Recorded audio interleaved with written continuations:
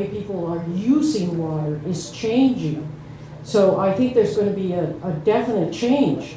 But the other thing I wanted to comment on, since I'm on a board that deals with water, the attitude about giving, and I'm using the word giving, water to Mexico is a very, very sensitive word. Colorado River, which by treaty belongs to Mexico.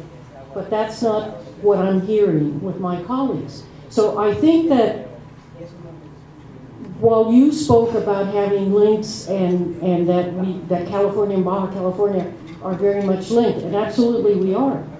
But the politicians, those people who are the decision makers, are going to respond to their voters, and their voters are saying, turn it off. So I think Mexico has to be more effective and be more forward-thinking about how you're going to have the water. Recycled water, et cetera, are all of the things that we need to look at. But the pie chart you showed us, where the majority of the water comes from the Colorado River, is a very dangerous place to be. Water is going to get scarcer and scarcer, and the fight is beginning. That's the general idea of my paper. The thing is that the position of Baja is desperate. So when California and San Diego, in general, California has sources, means the cost, the environmental cost, whatever, but that water, and they can actually reduce a lot the consumption. It means if San Diego goes to the Tijuana level, could quadruple the population.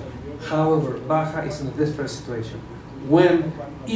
And there will be a reduction of flow, when that happens, the reaction of Baja may be violent. I mean, not violent, but I mean explosive in the sense of conflict. Just a short comment on desal. Many residents, and I suspect maybe a majority of residents of Baja California cities, are already using desalinated water.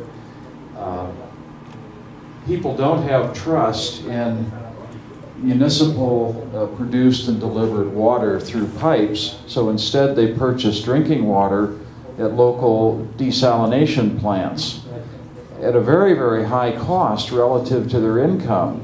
And it's something that the water agencies have not been able to overcome in terms of changing public perception. So there already is a lot of money being spent on water by ordinary citizens, and there's a need for financing for things like desal plants. But how to link that, I don't know and I don't understand, but at the same time, I think there's an opportunity there for some smart people to figure out how to channel some of that effort. The same is true, incidentally, in San Diego. We did some surveys a few years ago, and we found that about 96% of the population on both sides of the border of the sample that we checked was using some sort of bottled water that they purchased.